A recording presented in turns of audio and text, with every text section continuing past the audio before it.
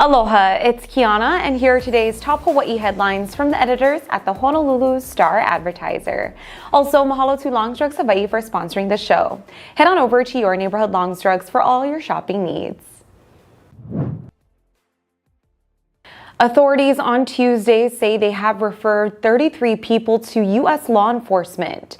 That's because the group allegedly harassed a pod of wild dolphins in waters off the Big Island. Aerial drone footage shows snorkelers following dolphins as they swim away. It's against federal law to swim within 50 yards of spinner dolphins in Hawaii's nearshore waters. The law went into effect in 2021 following concerns that so many tourists were swimming with dolphins. The nocturnal animals weren't getting the rest they needed during the day to be able to forage for food at night. The rule applies to areas within 2 nautical miles of the Hawaiian Islands and in designated waters surrounded by the islands of Lanai, Maui, and Kaho'olawe. Go to staradvertiser.com to watch the video.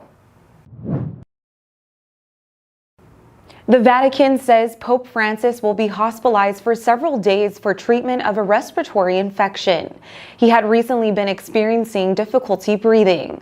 A Vatican spokesman says the 86-year-old does not have COVID-19 but needs several days of therapy. Francis had been suffering some breathing trouble in recent days and went to a hospital for test. Francis had part of one lung removed when he was a young man because of a respiratory infection.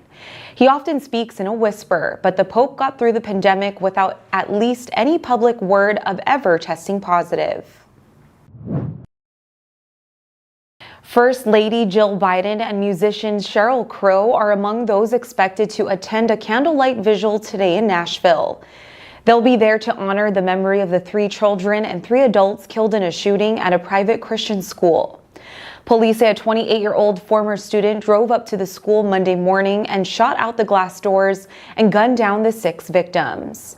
Authorities have yet to determine the shooter's motive, but say the assailant did not target specific victims. Crow was scheduled to perform with other musicians. Earlier in the day, Pope Francis sent his condolences to the city and offered prayers to those affected by the violence. State health officials today reported 1,263 new COVID-19 infections over the past week. That brings the total number of cases since the start of the pandemic to 382,833. 4 more deaths were also reported. The state's coronavirus-related death toll now stands at 1,858. The state's 7-day average of new COVID-19 cases was reported at 122 a day, nearly double the 66 a day reported on March 22nd. By island, there were 919 new cases on Oahu, 129 on Hawaii Island, 119 on Maui, 87 on Kauai, and 5 on Molokai. 4 infections were reported for Hawaii residents out of state. To date, 78.7% of Hawaii's total population has completed the primary series of COVID vaccinations. The U.S. Food and Drug Administration has approved selling the overdose antidote naloxone over the counter. This marks the first time an opioid treatment drug will be available without a prescription. The drug can reverse overdoses of opioids, including street drugs such as heroin and fentanyl, and prescriptions such as oxycodone. Today's approval is for Narcan, a name brand version of naloxone sold by Emergent Biosolutions. That means Narcan can be available at convenience and grocery stores. The price isn't clear yet, but for many people who use drugs, naloxone is already available from community groups and will continue to be. For more on these stories and all the latest headlines, subscribe to the Honolulu Star-Advertiser.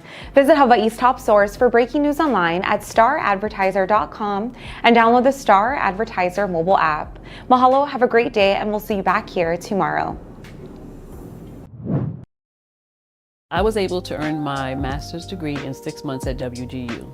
The competency-based learning made all the difference in the world because I was able to apply what I already know and move through those courses faster.